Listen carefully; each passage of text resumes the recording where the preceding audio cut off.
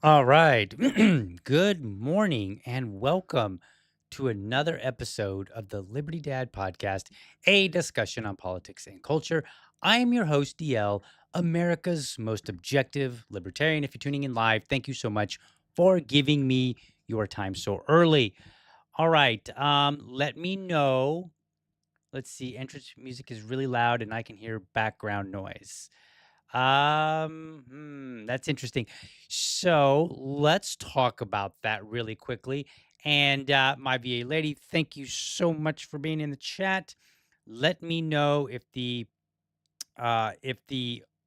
mic audio is acceptable. Here's what happened yesterday. I had a guest lined up, Thomas Lane for U.S. Senate out of Iowa, and I have to reschedule him. He was on. Okay, IDL sounds okay. Good, good. So he showed up. He was on time. He was dressed appropriate. He was ready. He was ready to present himself to the world yesterday. And we got into Restream, and he couldn't hear me.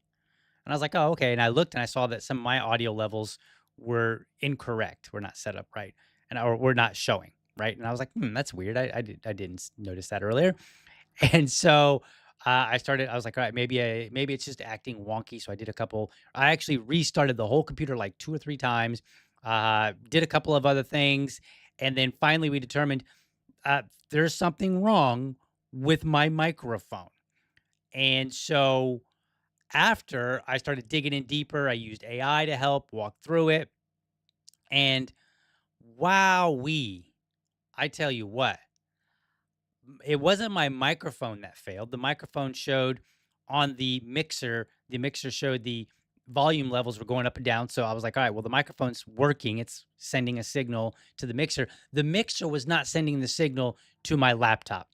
So eventually I got on the phone with customer support and we determined that I have a bad mixer. So I'm going to have to replace it. Luckily, I happen to have recently been at an event where I won a microphone.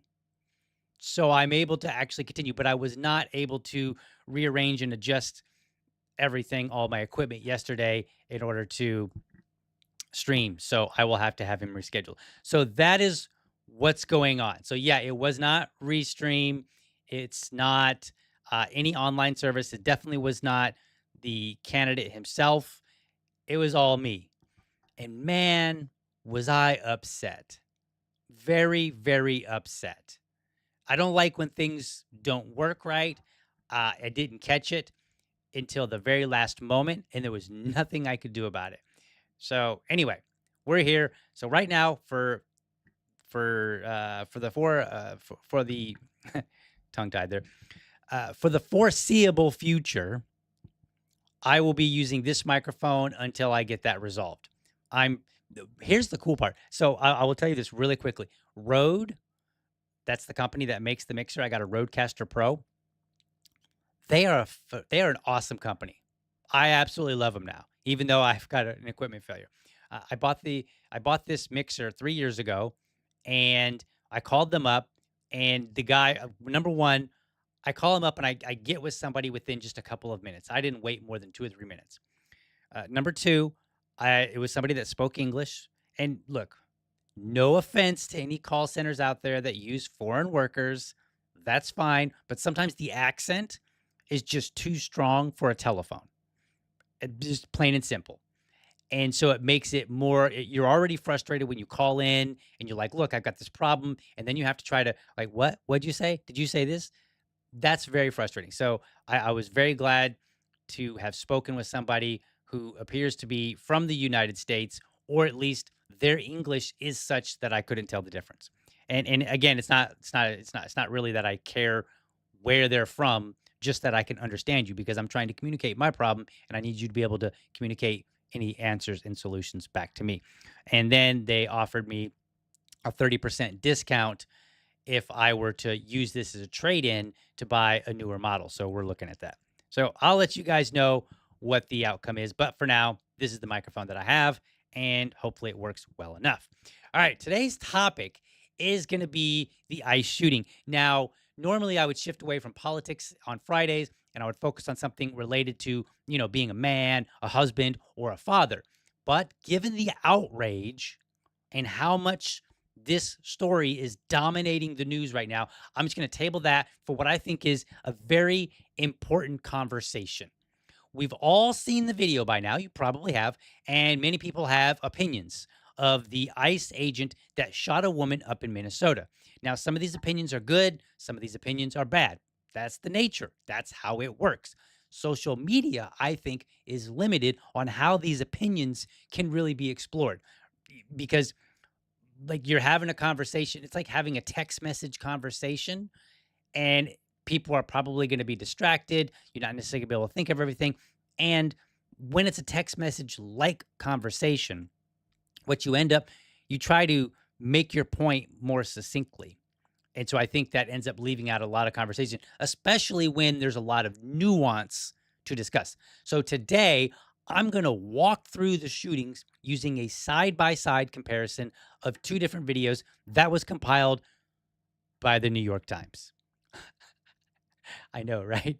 What's this world coming to when I say that the New York Times has some of the best analysis that I've seen? Like, it's weird to say those words, but that's where we are. That's what it means to be America's most objective libertarian. So, and then after that, I'm going to show you how to judge some other people's analysis, and I'm going to use a one clip that I saw online from Tim Pool. And then finally, I'm going to make a variety of points about the case based on some social media comments. So buckle up, folks, because it's going to be fun today. Fun in the podcast sense, not fun in the sense of the story itself. It was absolutely a tragedy. I always think it's a tragedy when people die. I generally have a great deal of respect for death, even if it's somebody that I hate, even if I think it's somebody that quote unquote deserved to die. I still think there's a certain amount of respect that we should always have. But in the context of having a conversation and going over the information, I think this is going to be fun. So there are two angles of this event that are primarily going around. Now, the most common angle that you've probably seen is the one where a woman's holding her phone and she's like literally just feet away from the actual event. She's on the driver's side, so it's basically the angle, and you'll see it. It's on the driver's side. It's relatively close, and then that's the primary video that's going around. That's the one that most people are analyzing. And if you use that footage to say the officer was in the right, then, or, his actions were correct, then most people don't argue. Like nobody's really arguing that. Like they might argue and say, well, yeah, but did you see about this detail, that detail, whatever. But if you use that video to say the woman was fleeing and she wasn't trying to run over the officer, then inevitably people will and I've seen this so many times. People will go, "Oh yeah, we'll show the other video."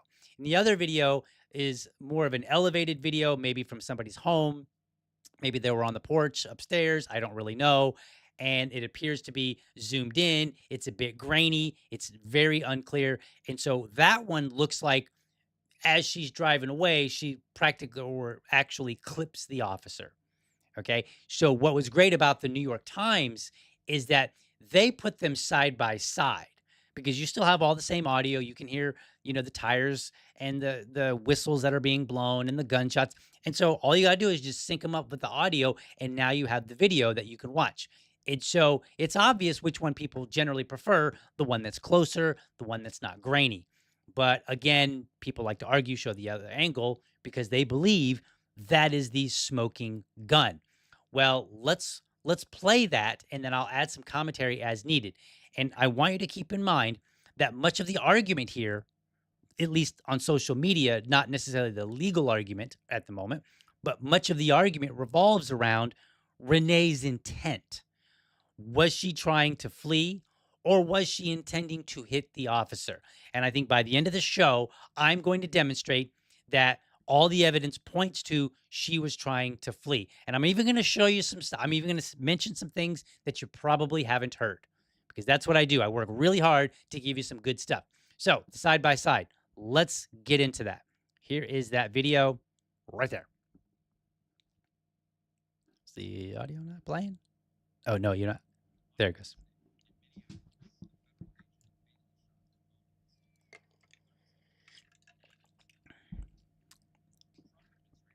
And let me know in the comments there, folks, if I need to boost the audio from the video.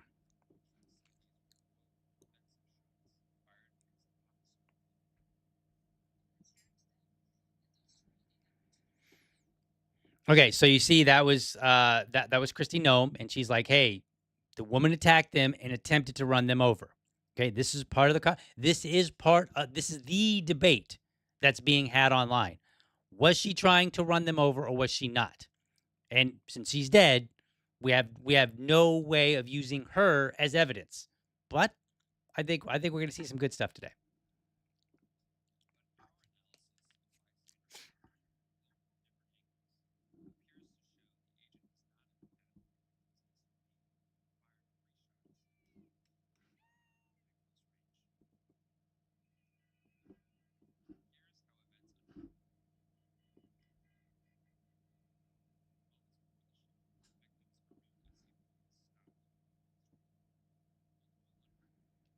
How's that audio? I increased it a little bit. Let me know.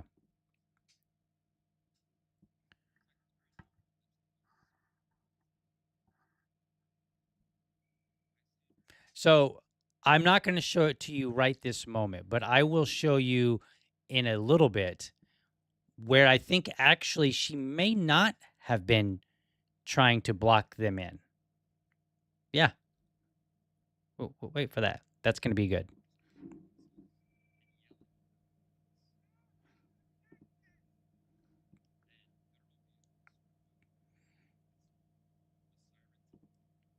Okay. So you're saying the video audio, I'm going to turn it up here.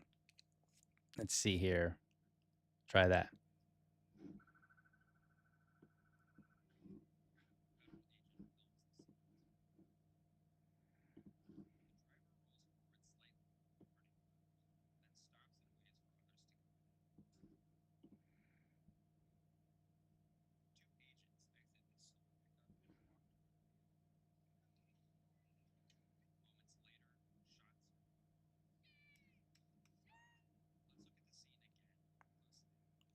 Okay, so he's walking through the scene now. I did boost the audio. Let me know if it's a little bit better.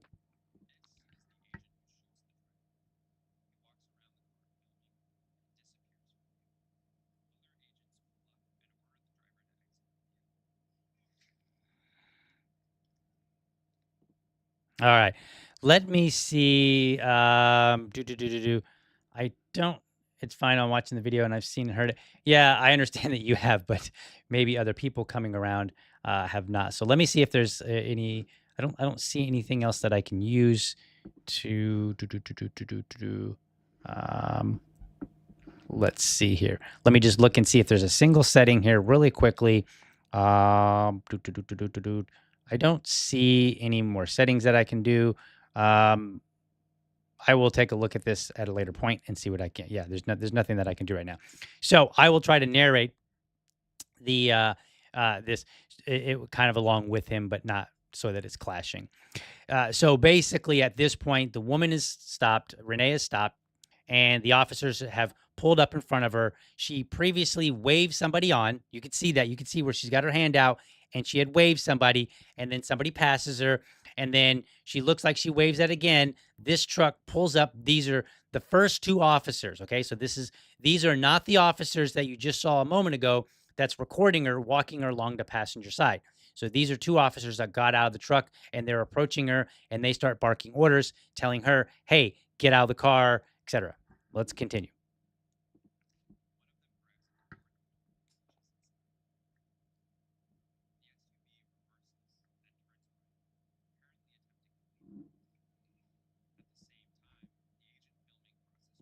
Okay, so you can see where, and we'll go back just a whoops, maybe that was too far. All right.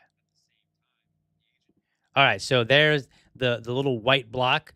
That's the agent that was walking along the passenger side. Okay, this is the agent in question. This is the one that everybody's like, "Hey, she tried to run him over." Now, I want you to be mindful. Her wheels are of something. Her wheels are pointed left. and she starts to back up as the officer goes to grab her handle.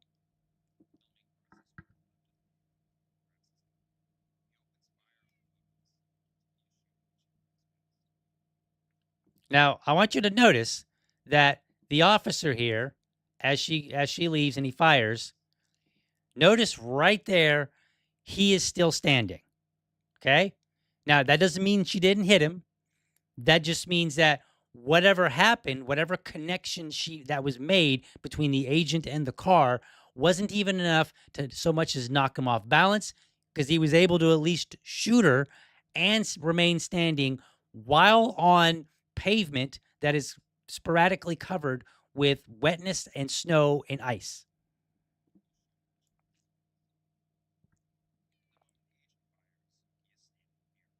Okay, you can see where the agent now is in front of the main.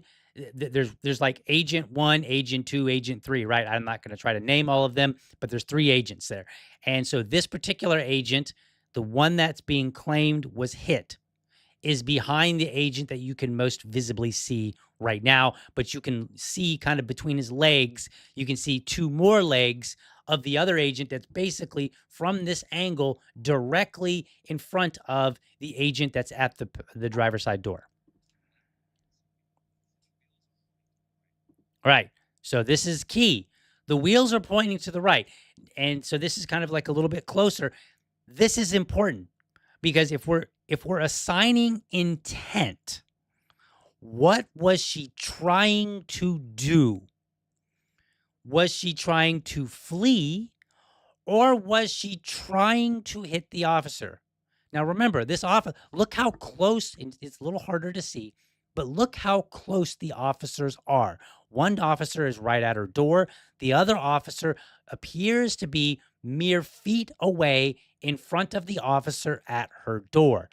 That is extremely close. That is basically a point blank shot. Like he's right there. You would have to work hard to miss him, and in some sense, right? Like you would have to go out of your way to miss him. Maybe that's a better way to put it, right? Because he's that close.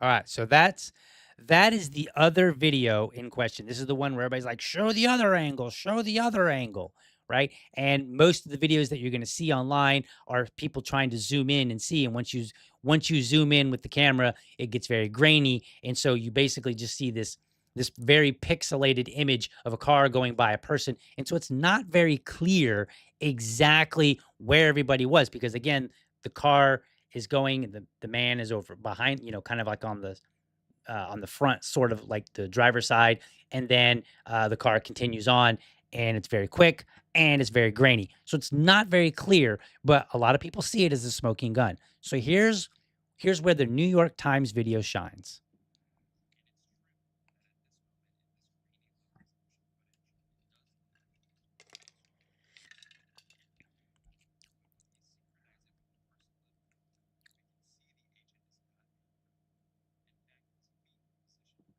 Look at this. His feet are positioned like let's back it up a wee bit here. Right here. So if we look here, we can see that this is where she's pulling out on the top, and it looks like she's clipping him. And then on the bottom, we can see that he's actually standing to the left of the front left fender. Let's continue. And then we can see that he kind of takes a step back or maybe leaps back or however you want to look at it, right? So it is at a minimum a near miss. At a minimum. There might have been a small connection like with his hand. It does not appear that she connected with any part of his actual body.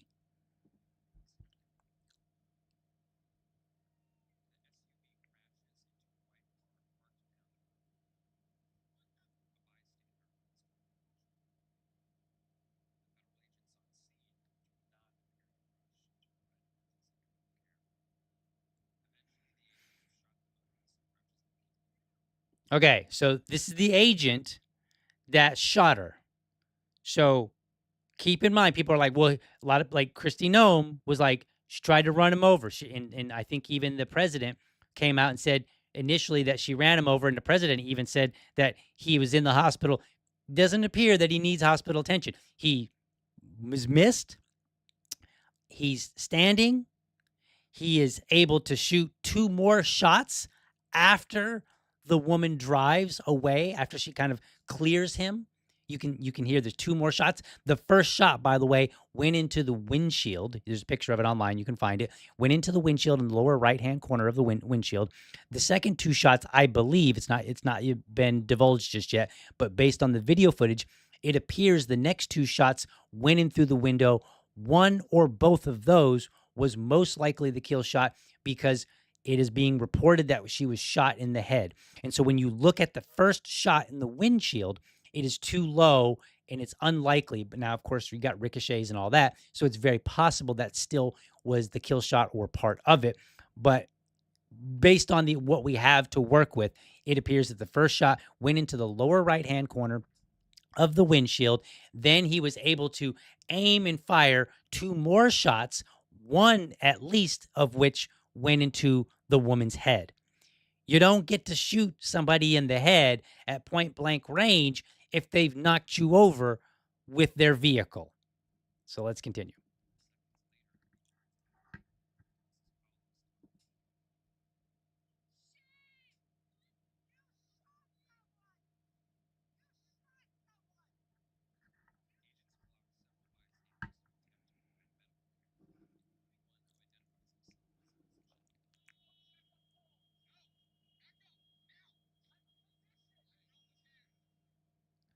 Now I'm gonna slightly defend the agents here. My impression of the law is that if there is a doctor on scene, a physician on scene, that they are supposed to be given access to a victim in order to assist them. I don't know. I didn't look that up to see if that's true, but I will say this: they're in a tense situation, and if a random person just walks up and says, "I'm a doctor," "I'm a physician," what does that mean? Like, are they a doctor that can actually be beneficial in this situation? Or are they like a pediatrician? Right. Like, and I'm not dogging on pediatrician. I'm just saying, like, an ER doctor would be more useful in this particular situation than, say, a pediatrician. And the man says, "Can I at least check a pulse?" Okay. Okay. But what are you going to be able to do after the fact?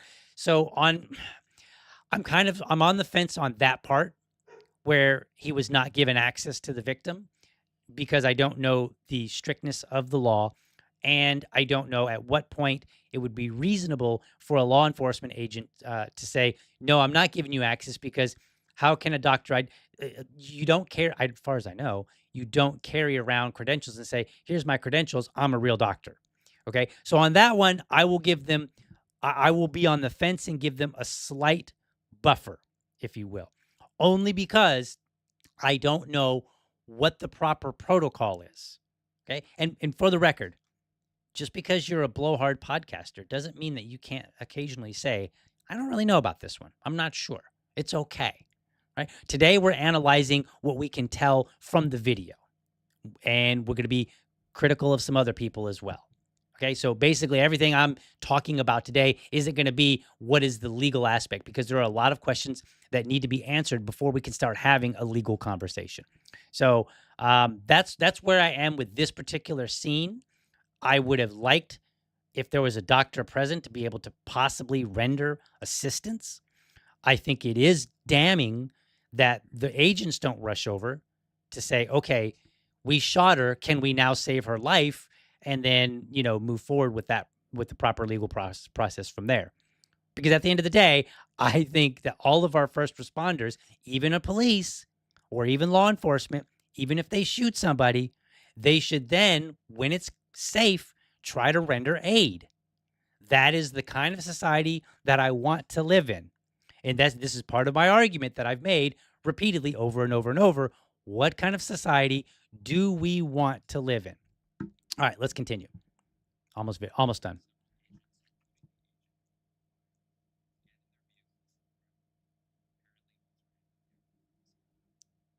All right. So that is the end of the video. Let me adjust some volume. So that's the end of the video. And I think that does a pretty good job of demonstrating that the argument of, well, show us the other video is not the smoking gun that a lot of people believe it to be. Now, I think there's more. And for the essence of time, I'm going to skip my intermission. I'm just going to go right into the next section here because I think when we're looking at analysis, people analyze this completely incorrectly. So the first thing I want to show you is this image right here. So this is a screenshot. I'm going to show you the video that comes from this screenshot. And you might have trouble reading it, but I put it on there. You could probably zoom in or something. And what I really want to show, I'm going to read it to you. It's from the Vigilant Fox. Vigilant Fox says Tim Pool presents slowed down footage, quote unquote, proving the 37-year-old woman shot by ICE intended to kill that ICE agent. So now Tim Pool's video alleges that he can prove intent. And I'm going to show where he makes some mistakes. Okay. And so that it goes on. It says, watch the officer who has his gun drawn. You see his foot sliding. Yeah, he's not taking a step. He's being hit by the vehicle. Well, were it not for, I'm trying to read this. Let me zoom in on it for myself here a little bit.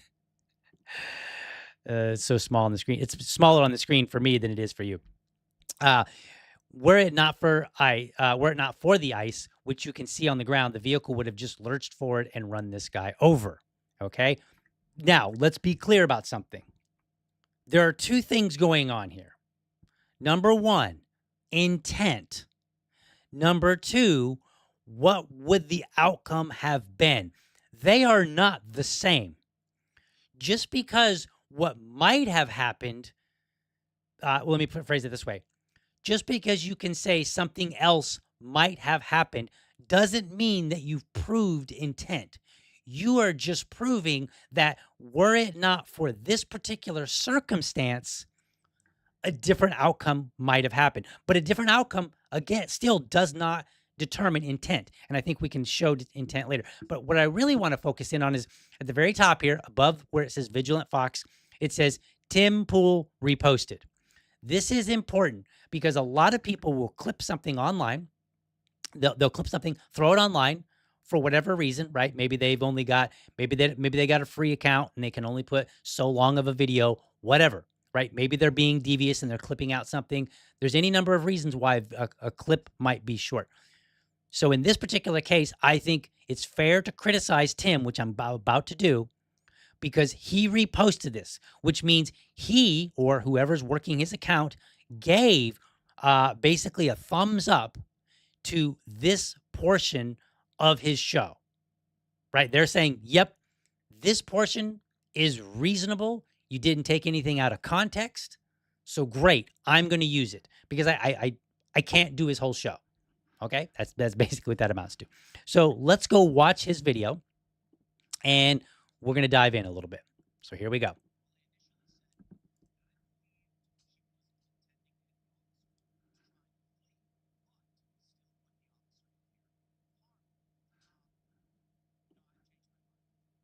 Now, let's stop here really quickly.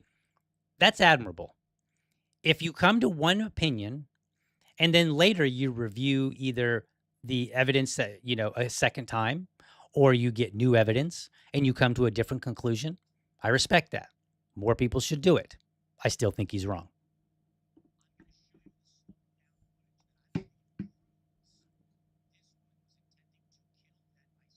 Okay, that's the claim. The claim is intent. Not that she might have, regardless of intent, that it was her intention.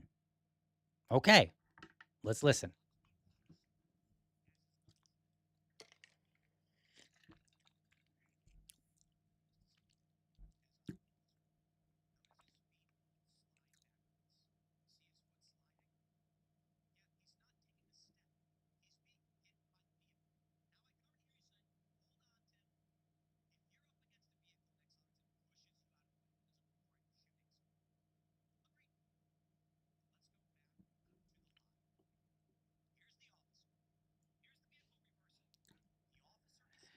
All right, so I'm hearing you don't hear him. So let me ask, you do not hear it at all, or is it very low? So answer me that, folks, because I can turn it up more. I just don't want it to be too loud, but we see. So I'm gonna roll it back just a wee bit here and tell me if it's any better.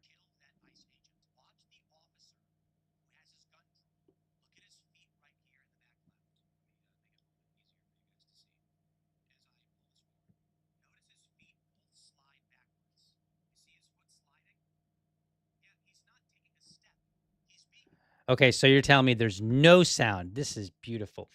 All right. Beautiful in a very negative context. So let me see what I can do. Because that's gonna totally mess everything up here. It's very, very low to pretty much mute. Okay. So let's see. Give me just a second. We'll see if we can't fix that on the fly. Unfortunately, I don't think there's a whole lot of options for me. It's a very faint whisper. We cannot hear what he is saying. Okay, so let's see here.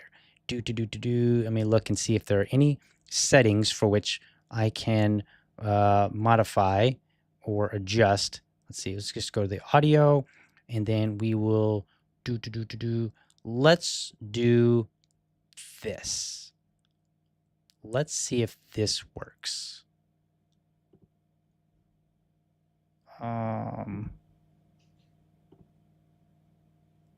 Let's try. Yeah, let's try this. All right, let's try this. I'm going to turn it down a wee bit. Let's play this. Let's try it. Any better? Is that any better, guys?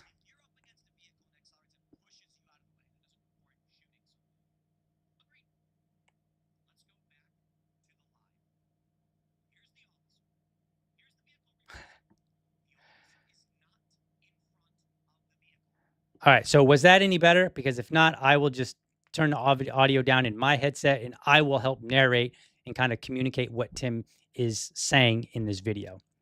We'll just do that if necessary. But try to let me know pretty quickly. Self-defense. Okay, so you guys are saying some other things. And I know there's a bit of a delay with the comments. So if you could just let me know whether or not. Okay, so no, that wasn't working. Okay, so we're just going to, I will just turn the video audio down and then we will, I will do my best to narrate. So here's what Tim is saying. He is saying that initially he looked at the video and he said, I think she was trying to flee. Then he took he scrutinized the video more. And what he's showing you at this point, and then actually maybe just a little bit back here, he's showing you right about this point that the officers, he noticed that the officer's feet are sliding. In other words, the officer isn't walking back, he didn't jump back, but that his feet are kind of sliding from one spot to the next as the car is moving. And so what he's saying is that is a huge distinction for him. He said the man is apparently standing on ice or snow, or it's just wet enough to cause his feet to slide. And so then he initially says, look, maybe you're going to say that, okay, that's not enough to necessarily just shoot somebody. And he's like, I agree. We want to have a little bit more than that. Okay. But he's still trying to prove intent. So let's continue playing. And then I'll just kind of repeat the narration to him or to you guys. And apologies for the way the videos turned out. Okay. So he's going back.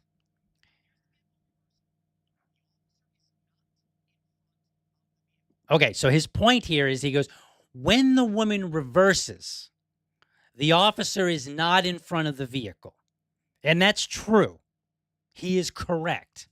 If you watch the videos very carefully, you will notice that the woman initially has her wheels turned to the left. And then the officer that you're seeing right now, he goes up to the door. He demands she exits. He says, get out the effing car. He grabs the door handle. She first backs up. Then she turns her wheels and then she turns them to the right. Okay? So let's continue. Okay, so now he's pointing out, and you can see it right up there very faintly. You see the officer is now in line with the front of the vehicle. That's part of the evidence that Tim has.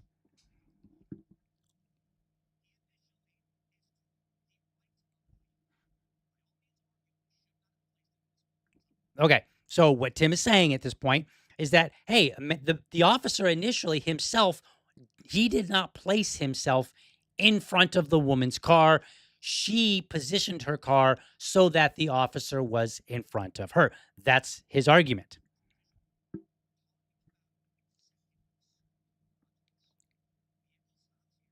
So it stops. That's what he's saying. She reverses, it stops. You probably saw the officer just barely in the background there. He is now, from the line of sight that we have, he is directly behind the officer that's at her door.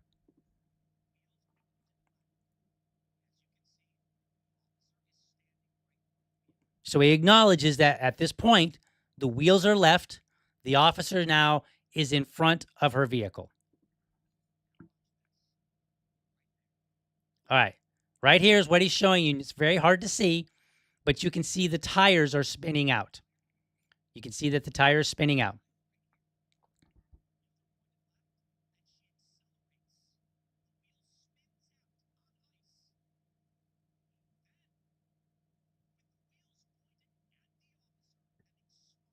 Okay, so now his point is the wheels have turned slightly. They were at left. Now they're pointing toward the officer while she's still spinning out.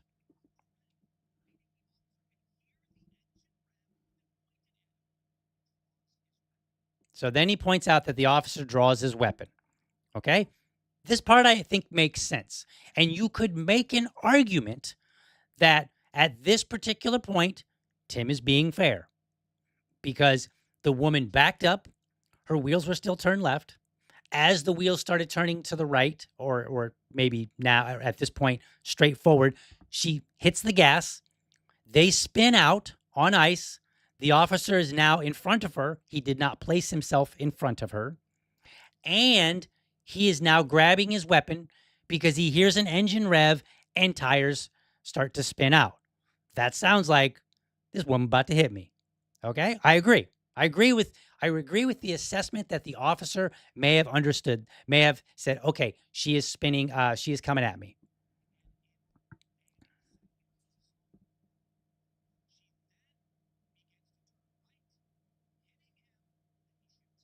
Okay. So now he points out that at this point, she hits him or makes some level of contact. When we have to be careful when we say she hit him, because what does that mean? Did she hit his hand? Did she hit his body? Did she hit his waist? Those are all different points of contact. And you might say, well, DL, you're just nitpicking. It's not nitpicking because I can put my hand out about a foot and a half, 2 feet in front of my body. That's a considerable distance. So if I'm out and I say, hey, stop, and you hit my hand and you push me back, then you are still at some distance from me. Not a good amount of distance, okay? And don't worry, I know I'm sounding like I'm actually making Tim's point for him. We're going to address that in just a moment.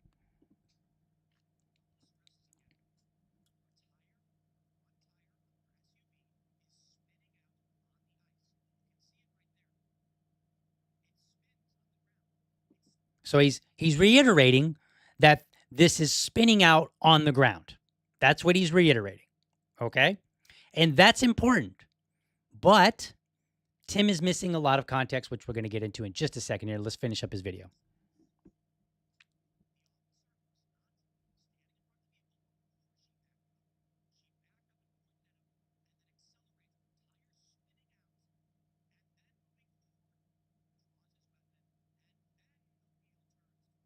Okay. So his argument is the officer draws his weapon, and then after he draws the weapon, the wheel turns to the right.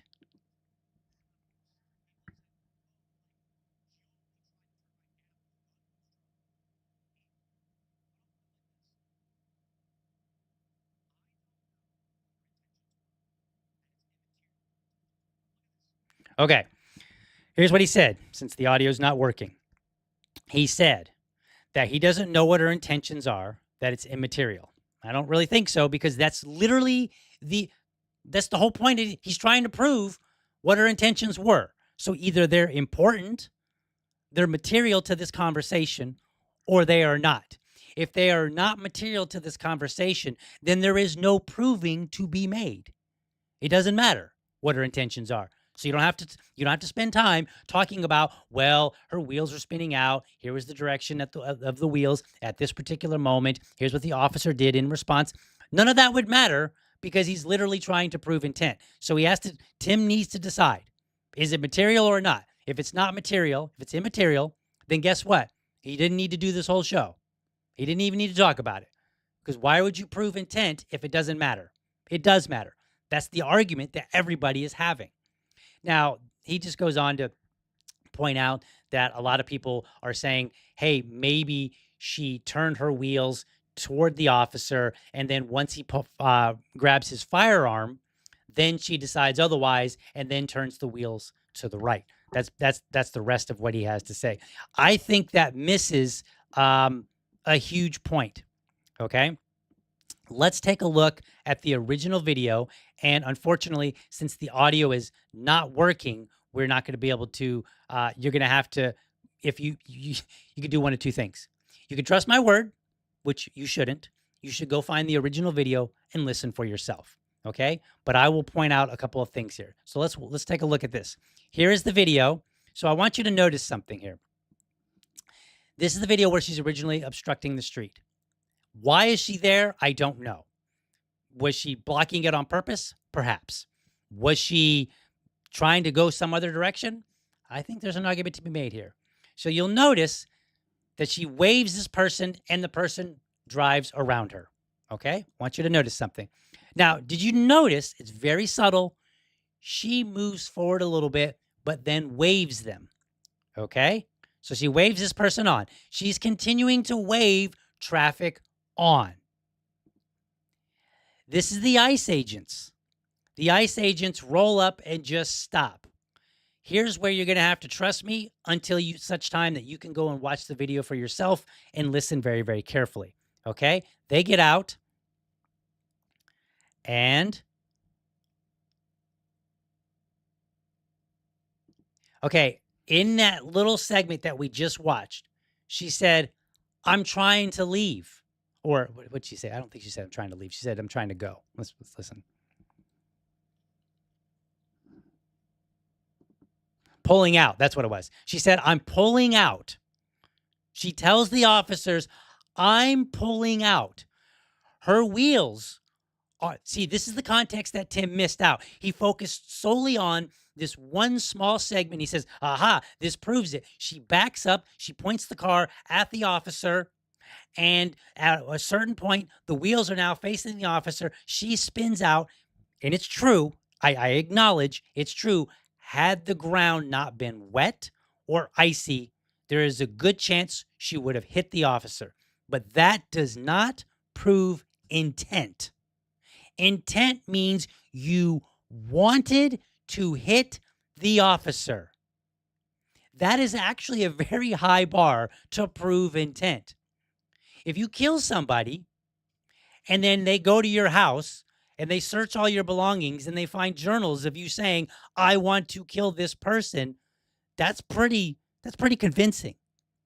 Okay? But in this particular case, we have before and after this event. The before is that she's waving people on. Okay? Who are the people that she's waving? I don't know. I don't know who's in that first vehicle. I know in the vehicle that we're looking at right now, it's ICE agents. She also tried to wave them on. Then they get out and she says, I'm pulling out. Why? Because now they're in her way. And she audibly says, I'm pulling out. So then they go up. They demand that she gets out of the car. They start grabbing at her handle. This is where things go very quickly. You can see that she starts to back up, right? She backs up and then she's trying to go in the other direction. Now, here's where Tim gets all zoomed in and he's like, oh, look at the wheels. And I think the wheels matter when we're arguing, but I think more than just the wheels matter because watch what happens. Do you see this? He's in the process of shooting and her trajectory is going in a different direction. So let's put this all together. Yes, there is a point for which perhaps the ground, the weather save the officer's life. Perhaps. Okay? I'm not going to dispute that. But it does seem clear to me that when you look at the before and the after, there was an intent for her to not be there. She wants to leave and even tells the officers, I'm pulling out. And she waves people on. How many times have you been in traffic? You're waiting to make, say, I don't know, a left turn or whatever turn. And you see some people and you wave them on first. That happens all the time. This is not even like nobody would argue that this happens all the time. This is a very normal driver thing to do. Wave people on, then you go. And you could make the argument that's not what she was doing, except for you can audibly hear her say, I'm pulling out. And her wheels are turned left. And she initially, before that first vehicle goes by, she initially starts to pull forward. And then they go, she waves them on, says, yeah, keep going, I'll stop. And then she waves on the next vehicle. That turns out to be ICE agents. Then they get out. Then here's where I'm making an assumption. I assume that at this point, she panics. When you panic, you do not do things in any way that that you would do if you were skilled and trained. This is part of the argument that I've made to people over and over, and I make this every single police video that I talk about. When I'm critical of the police, I point out police and law enforcement, they are trained. They have training for whatever they're supposed to be doing, presumably. Okay? They have training. They're maybe trained in car chases. They're trained to go deal with hostile situations. They have a lot of training. Citizens do not have training. Not for what they're supposed to do necessarily, and not for things they're not supposed to do. Are you supposed to flee an officer? No. Should you flee an officer? No. As the Chris Rock joke goes, if the police have to chase after you, they're bringing an ass whipping with them, right? When the police come after you, it's getting ugly. Okay? So, should you do that? No, you should not. So, if you do, are you likely to make any manner of errors? Yes, you are. So, I don't think that Tim has proved intent. I think intent would be hard to prove. And I think if we start from the position of innocent until proven guilty, and that's what you have to do when it comes to intent, then it's very reasonable for us to say her intent was just to get out of the situation for whatever reason. Maybe she was initially trying to leave. Maybe she was blocking traffic, but then ICE showed up and she's like, all right, I'm done. I like playing games. I don't know. But it does seem very apparent to me, very clear that she was trying to leave the scene and then later fled or was trying to flee the scene. That's where I think these kind of mistakes are made because people are trying to focus too much on one particular element rather than looking and saying, what is the context of everything that we have to work with? That's where Tim is making a mistake. I think he's wrong. I would argue that to his face, and I think I would win because once you include the rest of the video, his argument just simply doesn't make sense. Now, let's see here. I think most of the comments were related to the audio issues. So I don't think there's anything for me to say. Since we're talking about cops, ICE, and police, can DL explain end qualified immunity? Yeah, I'll explain that here in just a minute. We'll get to that. In fact, you know what? I'll just explain it right now. Qualified immunity means that police generally have a very broad protection for the actions that they commit while they're doing their job. And it means literally what it says, they're immune. They're immune from civil cases. They're immune from, certain legal issues that may arise that normally, without qualified immunity, you might be in trouble for. It basically just gives them a very broad latitude to operate and say, yeah, that happens as part of the job. And libertarians, as I am, we say end qualified immunity because every action that you take should be justifiable. And for the people out there that say, well, what about a split-second moment? Fair enough. That's what training is for. And I've said this before. In 2002, I went to Bosnia for 6 months. I was deployed to Bosnia. You might remember that Bosnia had a very nasty war in the 90s. The United States ended, helped bring that to an end, and a lot of nations sent their troops over there to basically be a show of force. Just basically patrol around and say, "Hey, if things pop off, we're here to stop it." That's basically what it amounted to. Okay? And I trained and trained and trained for like a year ahead of time before we went over, because there were going to be potentially situations that we didn't know how to handle, that they wanted to make sure we didn't create an international incident. So, for example, one of the things that we had to do is, because Bosnia was a very nasty war, and there were mass graves. There were, at the time, it was known to be the country with the largest number of active landmines scattered throughout the country. Okay. Like some 9 million or something like that. And so they said, you might be on patrol or out doing your duties, and an old woman may come up to you with ammunition or an explosive that she wants to give you or throw at you. So how do you respond? Well, they didn't just say, how do you respond? We'll talk about it. We actually acted it out.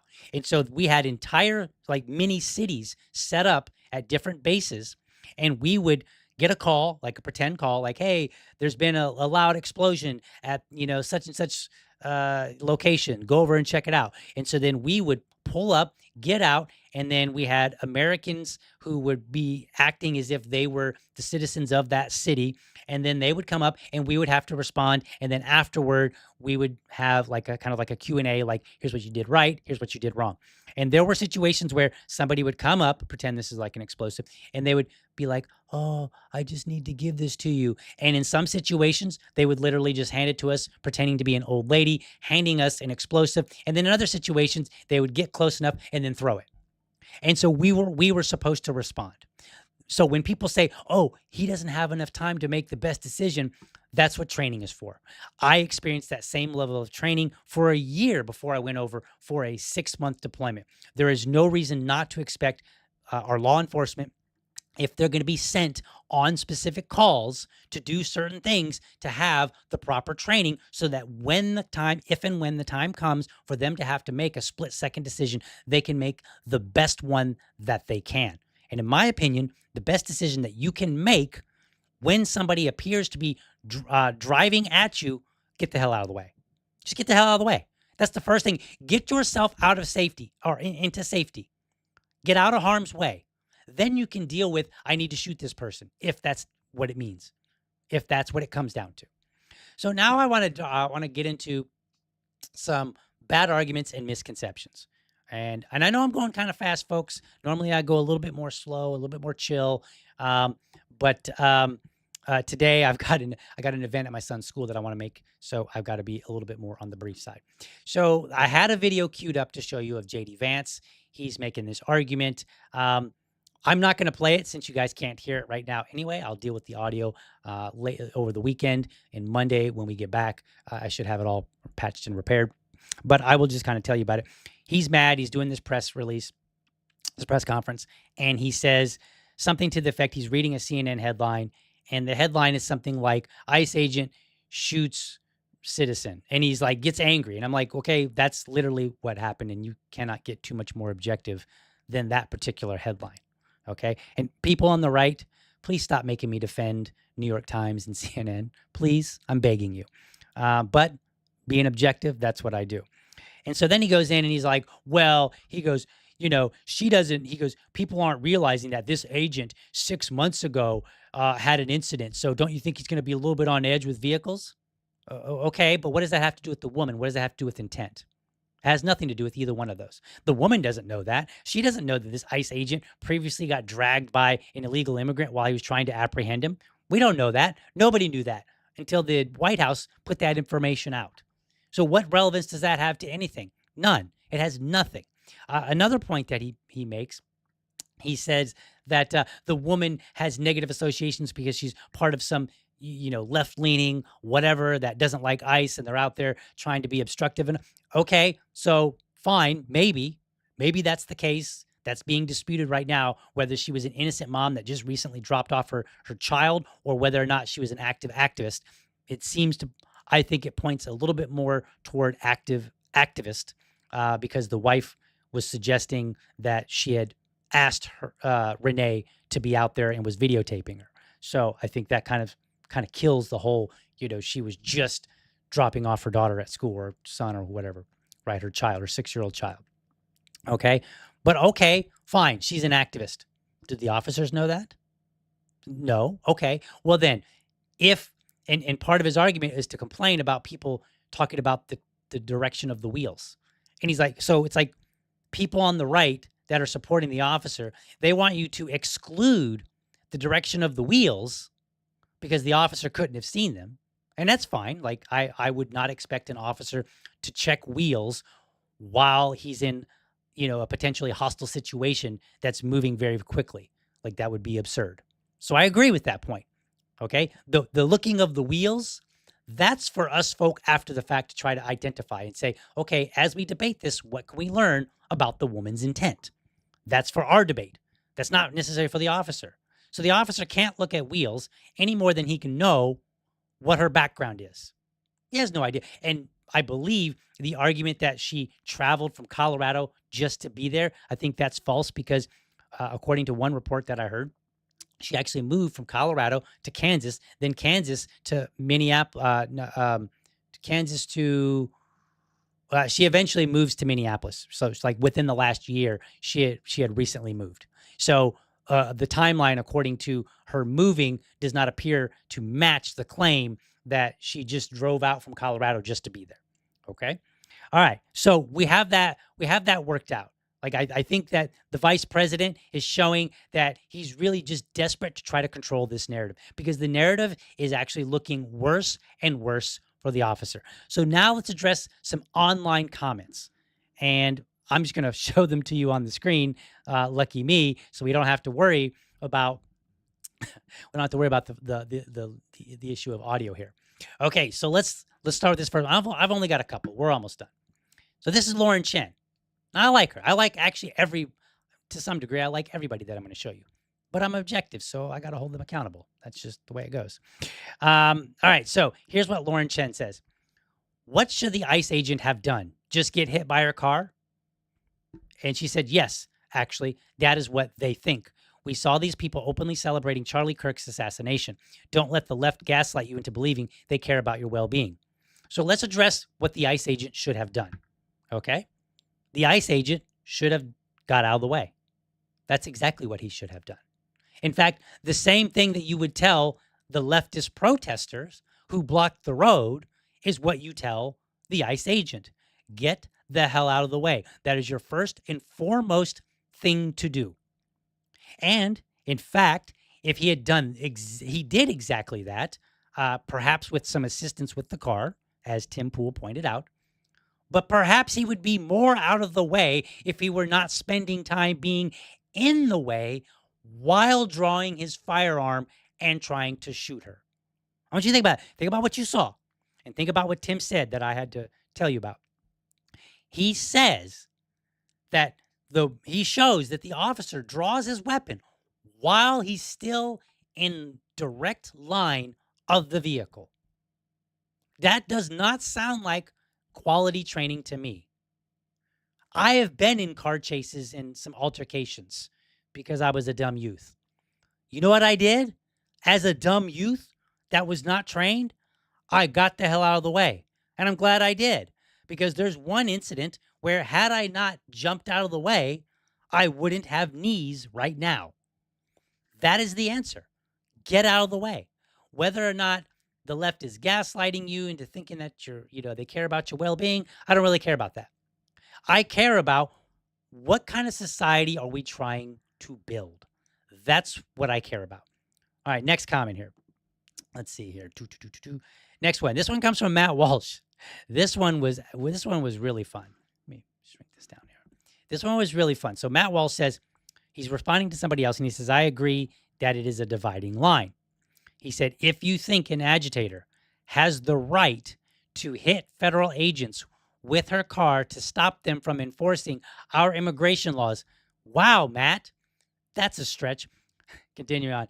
Then you are not only retarded, but also evil and morally insane. I would agree with that if you believe that it's acceptable to run over a federal agent that is enforcing the law, yeah, you have a problem. The, of course, issue here is whether or not that's what her intent was. So again, disregarding what Tim said, how it's immaterial, it is not. This is literally the whole reason we're arguing. And he says, I don't recognize you as a good faith actor, a respectable human, or a fellow American. Here's the problem with what Matt had to say. He and others who say this very thing, they say this because they firmly believe in a cookie cutter version of law enforcement interactions. And by that, what I mean is they believe that officers give good commands with good intentions, and citizens who disobey do so with bad intentions. Nuance seems to be verboten, unless it is so extreme that and so obvious that they are forced to accept it.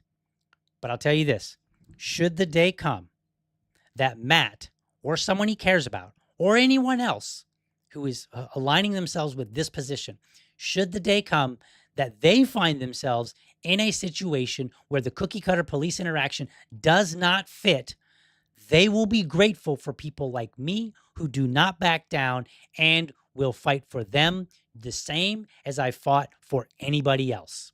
Despite his stubbornness and what that means, and what that means is he will continue to make this argument. We will continue to get police. We will continue to get these kind of situations. So despite the fact, I hope he never sees that day. But should he, I will be here to defend him, those he cares about, or anybody else just as vigorously, because that's what it means to be consistent. Here's another comment. This one's from Diane Yap. Diane says, he had time to jump out of the way. Okay, I don't know if I'd quite say he had time. Like it's not like he had like seconds and minutes. She said, maybe you think that because you've seen the slow-mo version. In the real-time version, there's no time to evaluate her intentions or the direction of her tires. All there is the knowledge that this woman is willing to drive an SUV into a person. Now, she's partially correct here, okay? She goes on to say, I don't care if federal agents take out someone who's willing to hit people with their cars. That's better for public safety. Okay, that's a problem. But let's go back to the first comment where she says, all there is the knowledge that this woman is willing to drive an SUV into a person. In the moment, she is correct. There's not a lot of time to judge. In the moment, if you see a car that's directly in front of you, you hear the tires spin out, you hear the engine rev up, get out of the way, period. That is exactly what we told all the protesters that were blocking the streets. When people when they celebrated the passing of legislation here in Florida that gives a little bit of opportunity for you to run over a protester if they're obstructing traffic and creating a threatening situation. When people celebrated that, that applies here, right? The same argument. You don't want to get run over? Get out of the way. If somebody is being a criminal and they're trying to run an officer over, the officer should get out of the way if they can. If a person is trying to flee and might accidentally hit the officer in the process, and the officer can see that the car is coming toward them, the same argument applies. Get out of the way. Now, did he have time to jump out of the way? Well, kind of. I mean, he did. He did get out of the way. Did he jump out of the way? Did he get a little bit of assistance, as Tim Pool points out? Perhaps. And perhaps, had he not been pulling out his firearm, he would have been able to get out of the way with no contact with the vehicle whatsoever. I expect trained officers to have more situational awareness than a dumb kid, especially tense situations like this.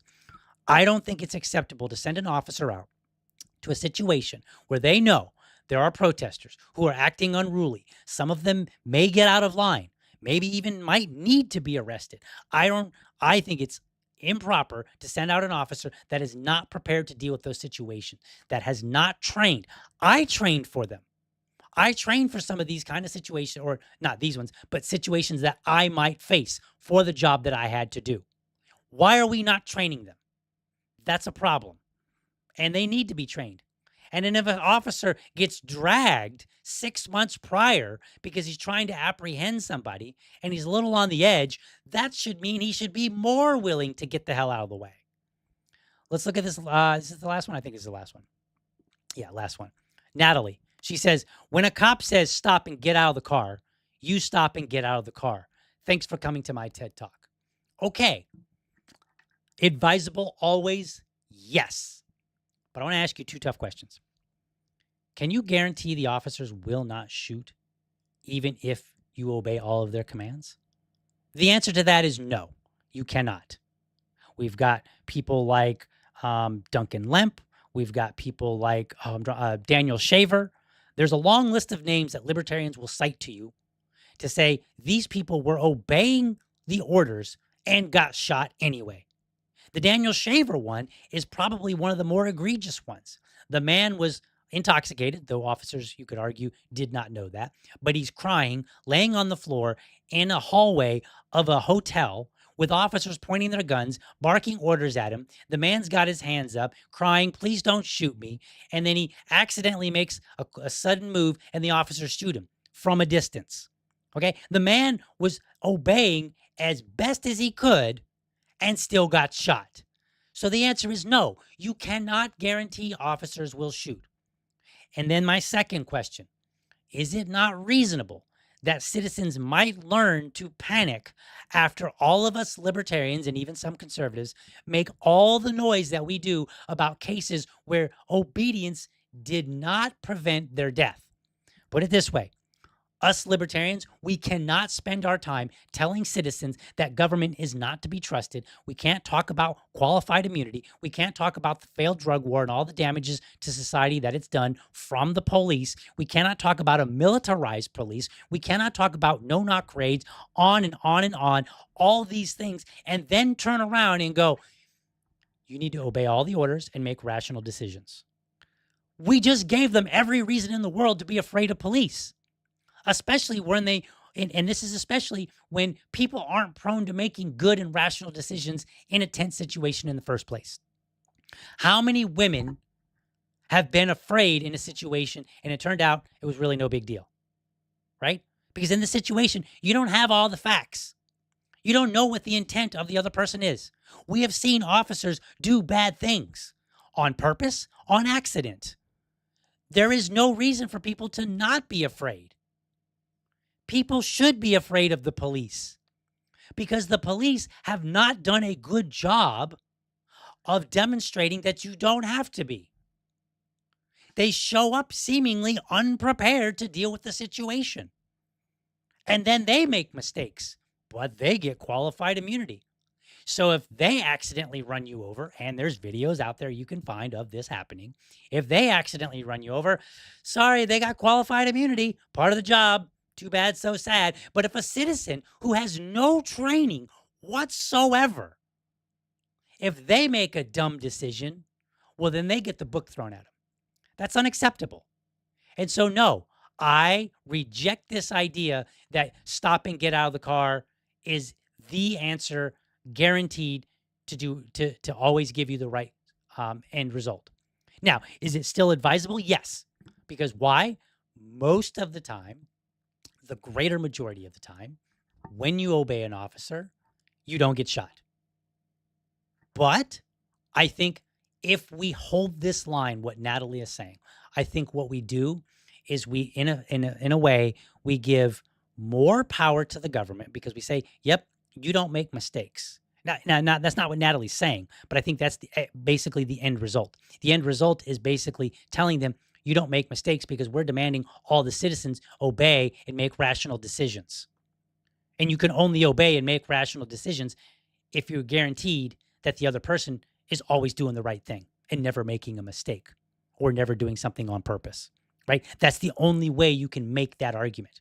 And then as libertarians, I think it's especially critical for us to recognize we're literally telling them to be afraid of their government.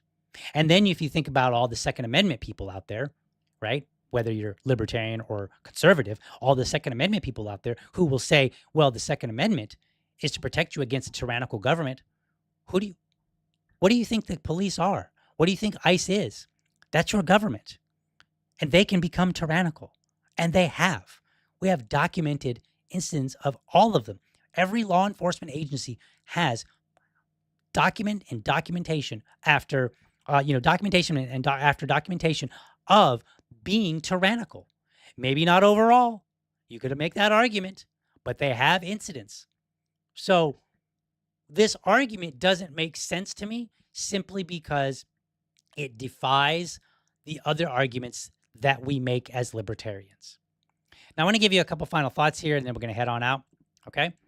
Um, a lot of people have made a big deal about, hey, you shouldn't be there in the first place. Okay, fair enough. Well, let me put it this way. Actually, let me back up a little bit. They've made a big deal about the fact that she was a mother and she shouldn't have been there. Now, again, I don't know whether she was there to be a protester or not. That's not yet clear to me. I lean in that direction. And people will say, well, she was a parent. She had no business. I agree. She had no business. If you're a parent, let's put it this way.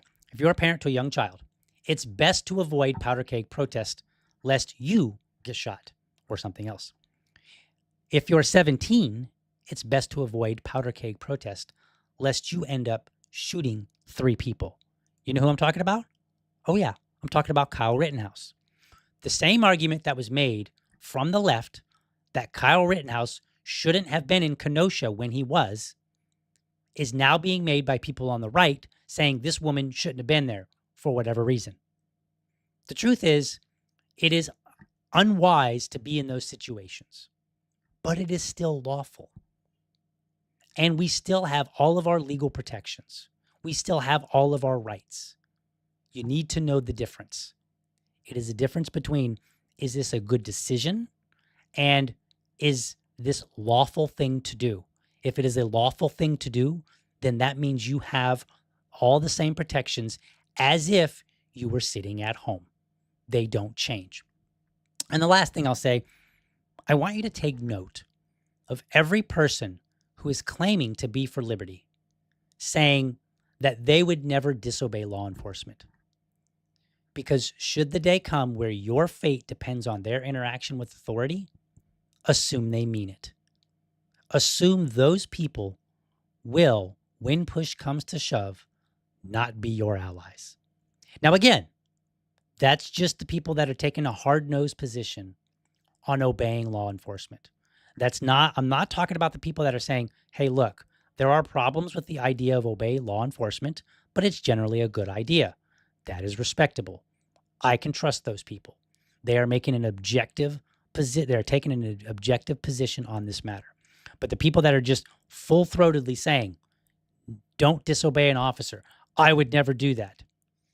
Well, maybe you're not my ally, not when I might need it the most. All right, let's see what you guys are saying in the comments here, if there's any more comments. Again, I apologize for the audio. I will get this fixed. I thank you guys for everybody that stayed tuned in for that. There's a lot of comments in here. I won't be able to get them onto the screen. Goodness gracious, there's quite a few comments. DL stole my comment. I try to do that.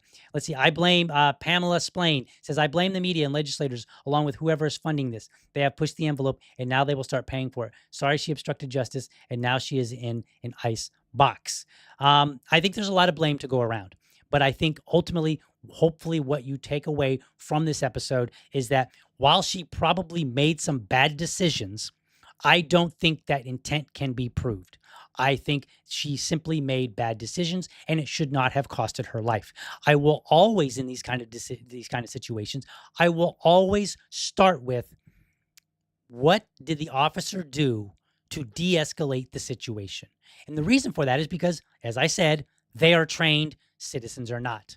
Citizens are not trained to necessarily interact. And just getting online and saying, obey the police, that is not training. Okay? And people do dumb things. Doing dumb things is not a death sentence, nor should it be. Let's see, what else we got here? De-escalation is not a thing anymore, says that Liberty Lady. That is correct. De-escalation is, like, did you see, we'll go watch the video and try to find any moment where the officers de-escalated. Now, some might say, well, they tried to tell her to get out of the car. No, they got out, they barked orders, and they said, get the F out of the car. That is not de-escalation. De-escalation would be saying, ma'am, stop. I need to talk with you. Ma'am, please exit the vehicle. Right? Something that says, let's dial this down, not If I walk up to you on the street and I say, get the F out of the way, you in no way will go, I bet he's trying to de-escalate this situation. You're gonna be like, dude, what's his problem? Why is he trying to cause a fight? Is he trying to fight me? That's what you would say. So that is the proper interpretation of what law enforcement did. And at no point did they seem to de-escalate the situation at all. And they should have. Had they de-escalated properly, had they not pulled up and stopped in front of her, she might have actually pulled off to the left and went away. I don't know. Speculation, right? We could speculate for days. Let's see. What else we got? Joe Hanous points out that she was unarmed. Yes, she was unarmed. And I know people might like to say, like, well, she was armed with the vehicle. Again, sort of, but not quite. Okay? Because it all revolves around intent. If she had intent, then yes, you could say she was armed and trying to use that as a weapon. If there was no intent, then it comes down to she made a bad decision. And should that have cost her life? Now, I will acknowledge that in that particular situation, the first shot I can accept partially, but only partially. Because again, as I said, if you weren't busy pulling out your firearm and you just got the hell out of the way, then you wouldn't have been a potential target. Okay. But at the time that she's pulling out, he does fire. And I'm like, okay, well, it's not unreasonable to shoot at a car that's moving towards you. But then the next two shots, which I believe are the kill shots, one or both of them, those were, it looks very clearly in the video that he shot through the driver's window. Okay. Which now means if you place yourself at a position where you can shoot inside of a driver's window, you are not now in front of the vehicle. Okay. Let's see what else we got. Can we go back to the Epstein files? Shua01 says, that would be great. That would be great if we could go back to the Epstein files. But sorry about that. Let's see here. Looks like the irony is that these officers of the state that communists hate so much will be officers of the state under their communist authoritarianism. Only everyone will be under the boot. That is a good point. Very good point, Shua. The same officers will be there. So if you're on the left and you're watching and you're like, I don't like ICE, I don't like the police, they're not going anywhere. And under your preferred form of government, they will still be there. More than likely. They're not going to have all of a sudden turnover and just, you think they're going to hire a bunch of fellow communists and you guys are going to all do law enforcement properly? No, don't be silly. Let's see. I think that's all for the comments. Looks like there might have been somebody that was rowdy in here. Let's see here. Two old people on a couch says the governor and mayor are out there telling people to interfere. The boss of the ICE agent shouldn't have him back on duty. She should have listened and he should have refrained from shooting. I agree. The governor, if your governor and your mayor tell you to go out and interfere, ignore them. Because if the moment you interfere, you are now creating a situation that may become hostile and you may have to deal with that. But if nothing else, you also might be creating a situation where you have to deal with the legal ramifications. So what I would tell you is, number one, it's probably best not to interfere unless it directly affects you. Go out, videotape. I think that's a great thing. We should always videotape. Yell at them, blow your whistles, all that good stuff. That's fine. That's not my thing, but if that's your thing, that's fine. I'm cool with that, right? Protesting is your right. It's not my thing, but it is your right. Go do it. Go do it safely, all right? Be wise about it. But only make that decision if you're willing to deal with whatever consequences you might face. If you're not willing to deal with the consequences, stay home. All right, folks, that's it for the day. I've got to get out of here. Thank you so much. I appreciate everybody's patience with the audio. We will get that fixed. But for now, I'm out. I will see you Monday.